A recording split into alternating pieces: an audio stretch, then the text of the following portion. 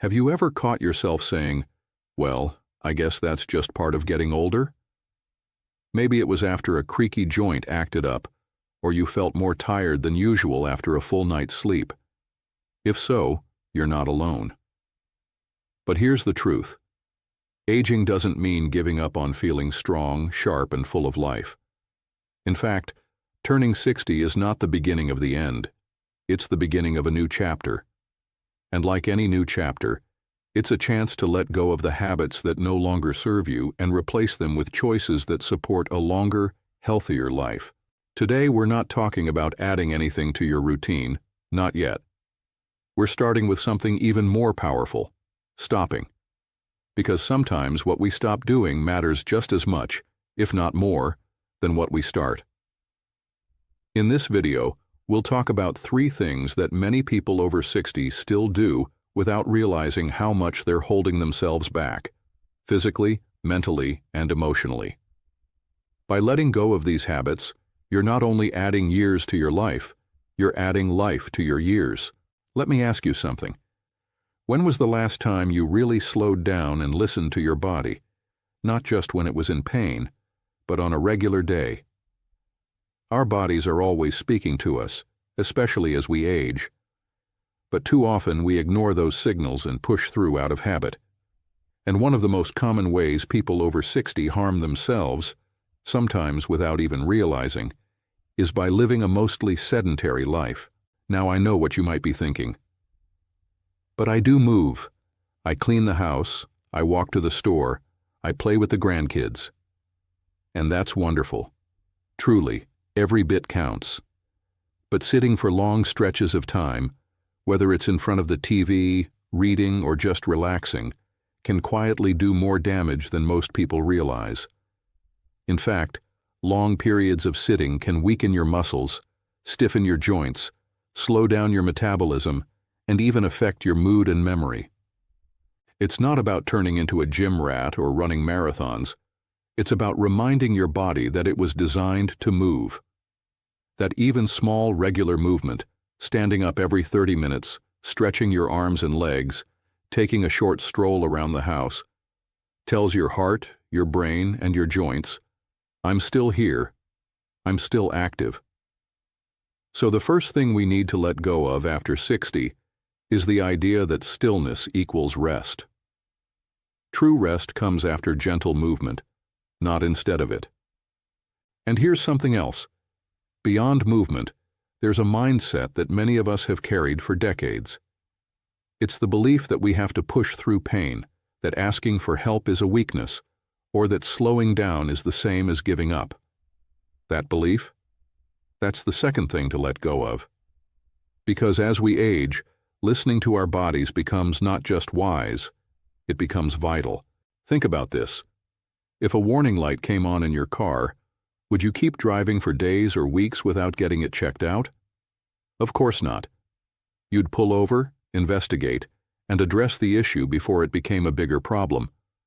But with our bodies, we sometimes ignore those signals, the tight knee, the sudden fatigue, the forgetfulness, and chalk it up to just aging.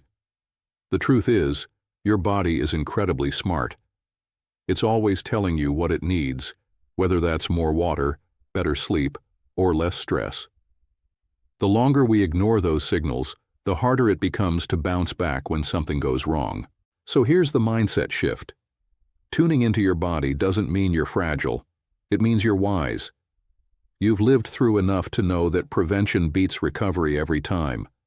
Slowing down when needed, adjusting your schedule, or saying no to things that drain your energy.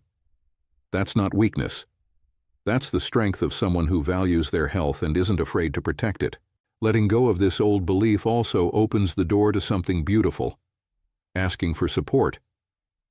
Whether it's help from family, advice from a doctor, or simply having someone to walk with, support isn't something to be ashamed of.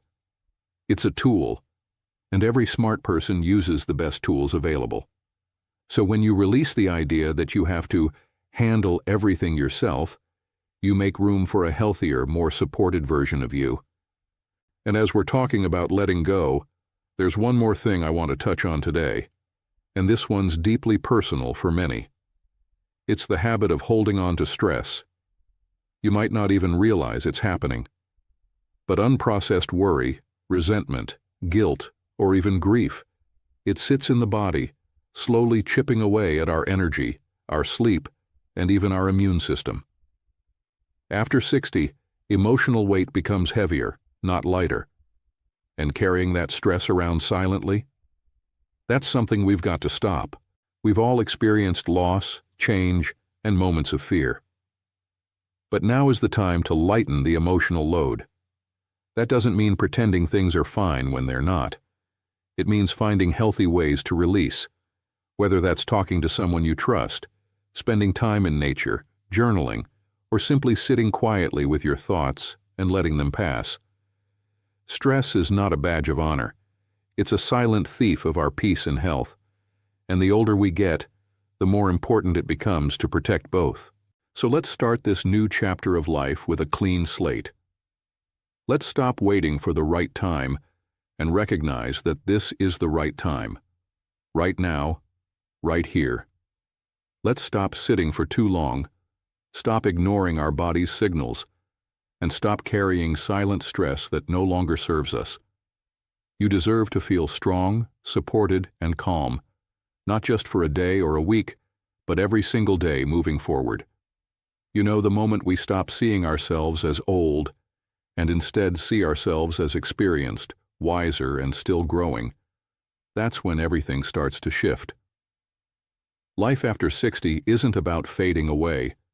It's about becoming more intentional. And a big part of that means letting go of behaviors that quietly chip away at our well-being. We've already talked about the need to move more, tune into your body, and release emotional stress. But there's one more deeply rooted habit that's often overlooked. And yet, it may be the most important of all, the habit of isolation. Let's talk about it honestly. As we get older, our social circles can shrink. Friends move away, family gets busy, and some loved ones may no longer be with us. And gradually, without even realizing it, we begin spending more and more time alone. Now, there's nothing wrong with enjoying your own company. In fact, solitude can be beautiful. But prolonged isolation? That's different. That's when you stop reaching out, stop engaging, and start convincing yourself that being disconnected is just the way life is now. Here's the truth. Loneliness is not just a feeling. It's a silent health risk. Studies show that chronic loneliness can increase your risk of heart disease, cognitive decline, depression, and even shorten your lifespan. That's right. Being lonely can be as harmful as smoking 15 cigarettes a day. It quietly weakens your immune system, affects your sleep, and makes everyday challenges feel heavier than they really are. But here's the good news. It doesn't take a huge social calendar to feel connected. It starts with something simple: reaching out. Call someone you haven't spoken to in a while. Join a small group in your community, whether it's a walking club, a gardening group, or even a book club. You don't have to become a social butterfly overnight. But making space for even one meaningful conversation a day can completely change how you feel, mentally, emotionally, and even physically. It's also important to rethink what connection means. It's not just about being surrounded by people. It's about feeling seen, heard, and valued. That might come from an old friend, a grandchild, a neighbor, or even a friendly cashier you see regularly. These small connections add up. They remind you that you matter, that you belong, and that you still have stories to share and laughter to spread.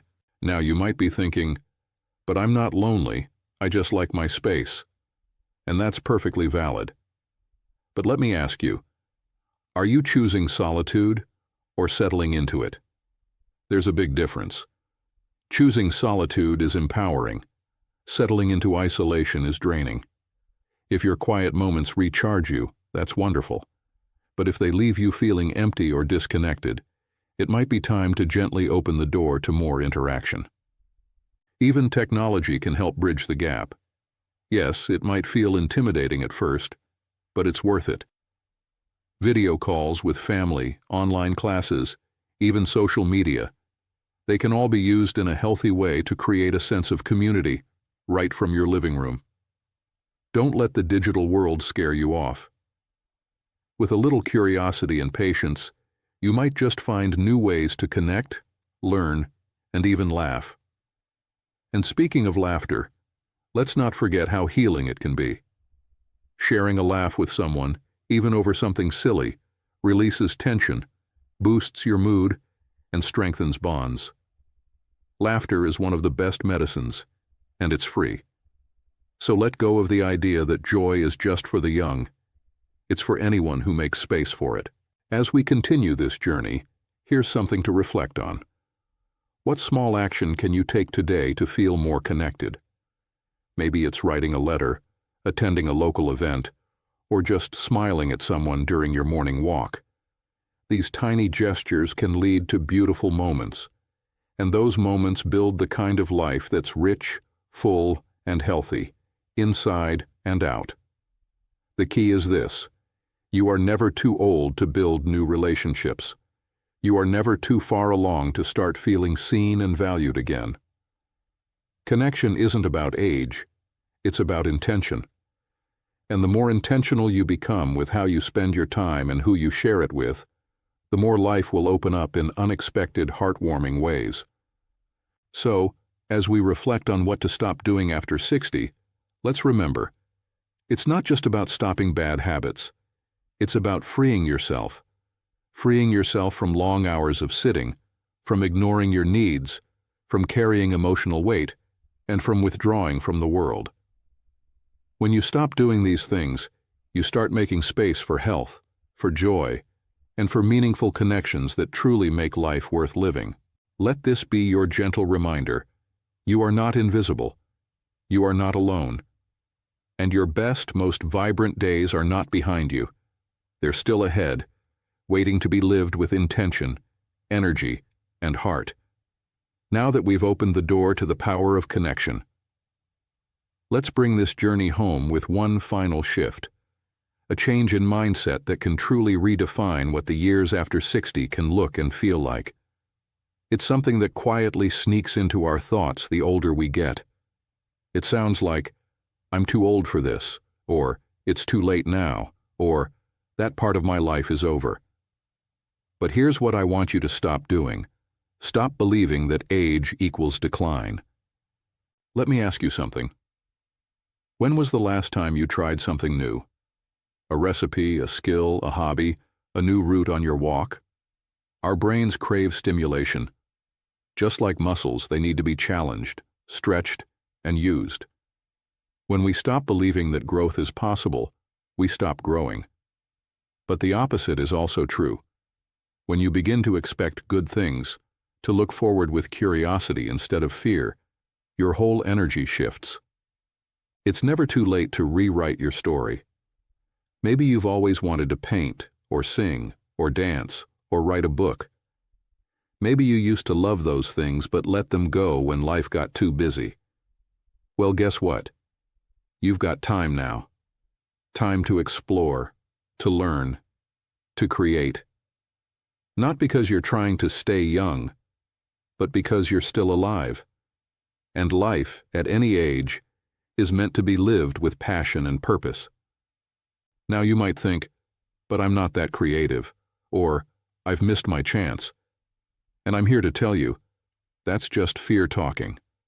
Fear of looking silly, fear of failing, fear of being judged.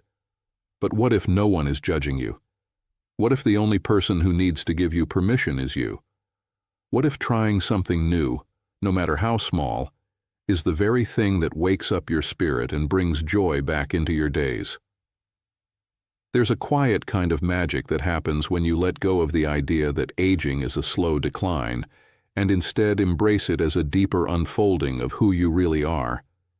That mindset shift, from limitation to possibility, can influence everything: your health, your relationships, your sense of purpose. It changes how you walk through the world. And if you're wondering whether it's really possible to live longer and healthier by changing your thinking, the answer is a resounding yes. Research shows that people with a positive view of aging live up to 7.5 years longer than those with a negative view. That's not a small difference. That's nearly a decade more to love, laugh, move, connect, grow. But don't just take it from science. Look at the people you admire, the ones who seem vibrant, sharp, joyful, well into their 70s, 80s, even 90s. Chances are they didn't get there by luck. They chose to see aging not as a breakdown, but as a breakthrough. They chose to stay curious, to keep moving, to connect, to keep a sense of humor, to stay open to life. And so can you. Now, before we wrap up, let's take a deep breath together, in and out.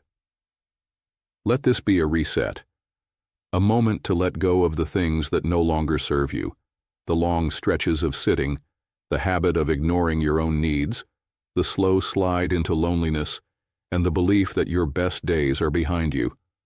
Release all of that. Let it fall away. You don't need it where you're going, because where you're going is into a chapter filled with energy, intention, and joy. You're moving forward with more awareness of your body, more compassion for yourself, and more openness to connection and growth. You're choosing to live, not just longer, but better. And you're not doing it alone. This channel, this community, we're here with you, every step of the way. So if this message resonated with you, even just a little, I encourage you to leave a comment below. Share your thoughts, your experiences, or even one thing you're ready to stop doing to make space for a healthier life. And if you found this helpful, give the video a like. It really helps more people find these messages. And don't forget to subscribe for more simple, encouraging, and practical advice to help you thrive after 60. You are not done growing. You are not done dreaming. You are not done laughing, loving, or living boldly. So go out there and show the world, and yourself, that life after 60 isn't about slowing down. It's about showing up fully in every moment. Here's to living your best, healthiest life, no matter your age. Seriously, stop it. Because the moment you tie your age to limitations, you're putting chains on yourself that don't need to be there. Yes, your body changes. Yes, you may not run up the stairs like you did at 30.